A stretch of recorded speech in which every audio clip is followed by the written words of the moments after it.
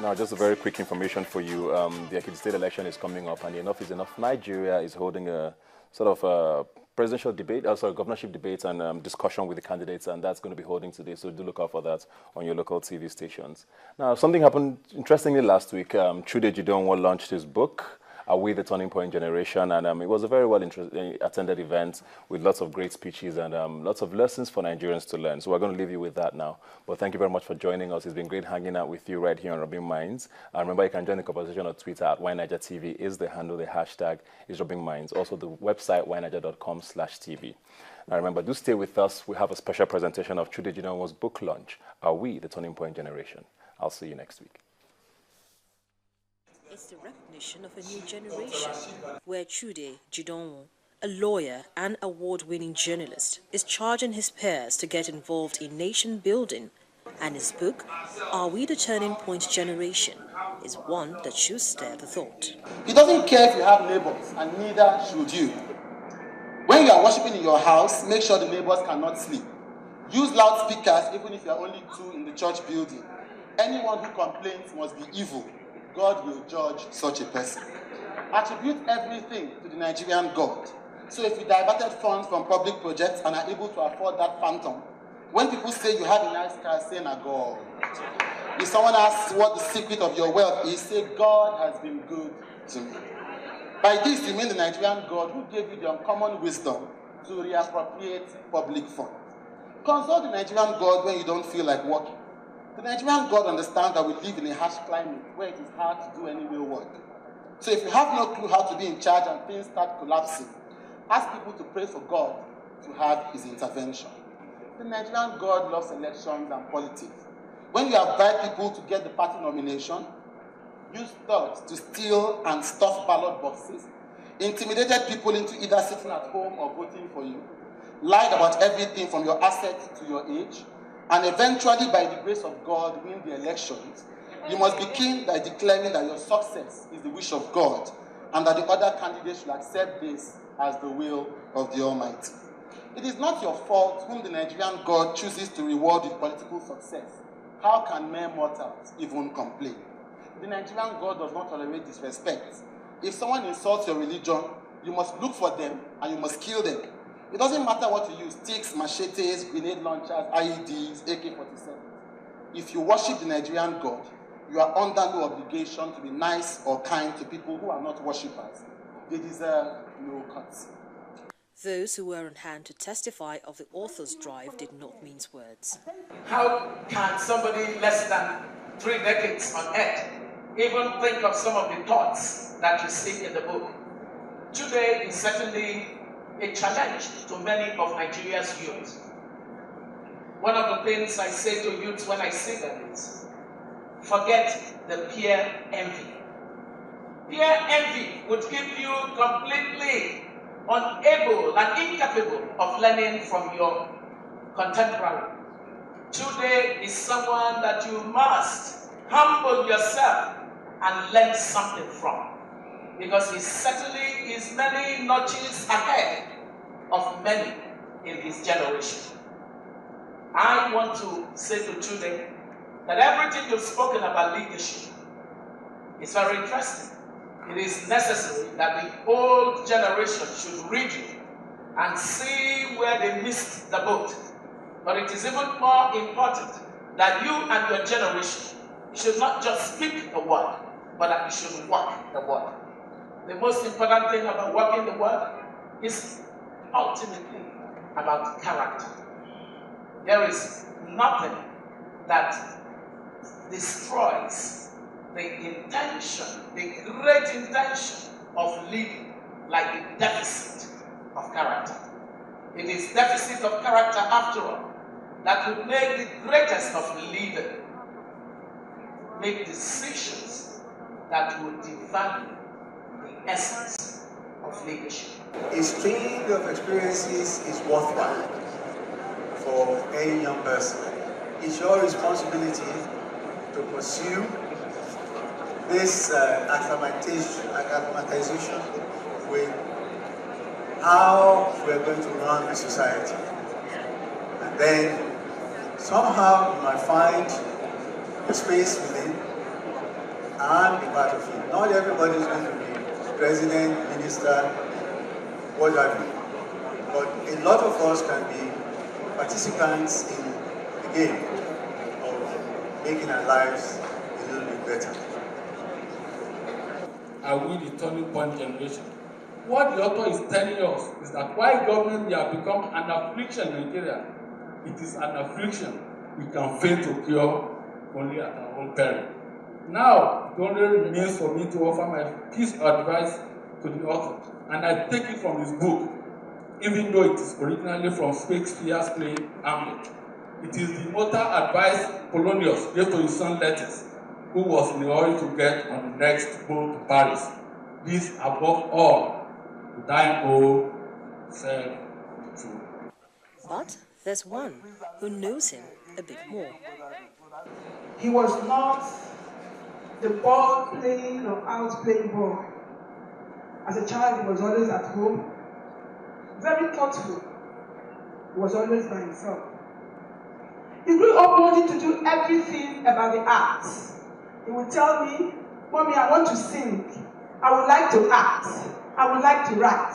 He wanted to do everything art. And to my surprise, when he was in the primary school, I caught him one day reading my copy of Onishoyinka's Interpreters. And I was shocked. I asked him if he understood what he was reading. He told me he did. And went on to tell me what he got from the book. And from that, I became curious. And he went on to participate very actively in the church choir, children's choir, and he actually composed a song that the choir master then had to do some backup with musical instruments, and it was played in the church. And from there, I began to be very interested in the way he was going. And he told me he was going to publish it. I didn't know how to go about it, but somehow he had an idea how to go about it. So he went writing to all the publishers that he saw in his school textbooks. He wrote to Macmillan, he wrote to as many as possible.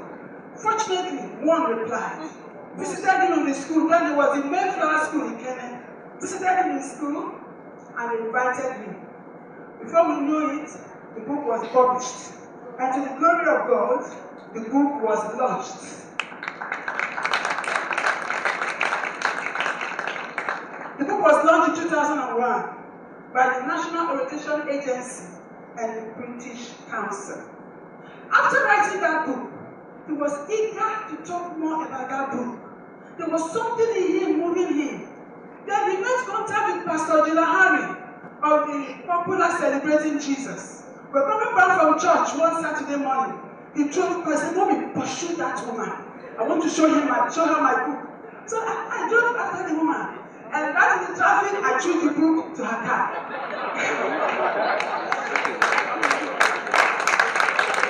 I threw the book into her car. She gave us her number. We got in touch with her. She brought Chude on her program. And after that first contact, she made Chude to remain with her as a co-host. And from that, we were in church one day.